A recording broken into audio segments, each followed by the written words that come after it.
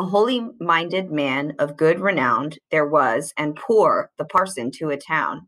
Yet he was rich in holy thought and work. He also was a learned man, a clerk, who truly knew Christ's gospel and would preach it devoutly to parishioners and teach it.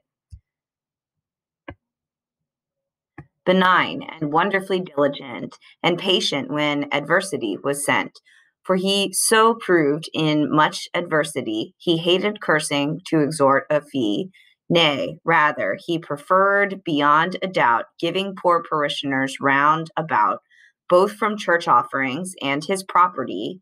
He could in little find sufficiency.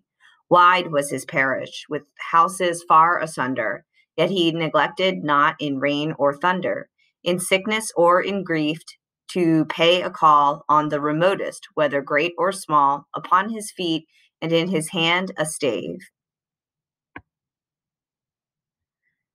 This noble example to his sheep he gave. The first he wrought, and afterwards he taught, and it was from gospel he had caught those words, and he would add this figure too, that if gold rust, what then will iron do?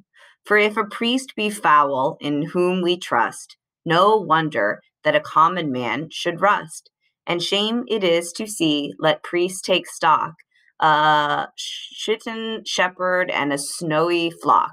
The true example that a priest should give is one of cleanness, how the sheep should live. He did not set his benefice to hire and leave his sheep encumbered in the mire, or run to London to earn an easy bread by singing masses for the wealthy dead, or find some brotherhood and get enrolled. He stayed at home and watched over his fold, so that no wolf should make the sheep miscarry. He was a shepherd and no mercenary. Holy and virtuous he was, but then never contemptuous of sinful men, never disdainful, never too proud or fine, but was discreet in teaching and benign. His business was to show a fair behavior and draw men thus to heaven and their Savior. Unless indeed a man were obstinate, and such, whether of high or low estate, he put to sharp rebuke, to say the least. I think there never was a better priest.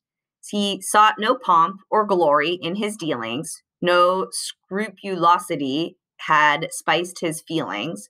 Christ and his 12 apostles and their lore he taught, but followed it himself before.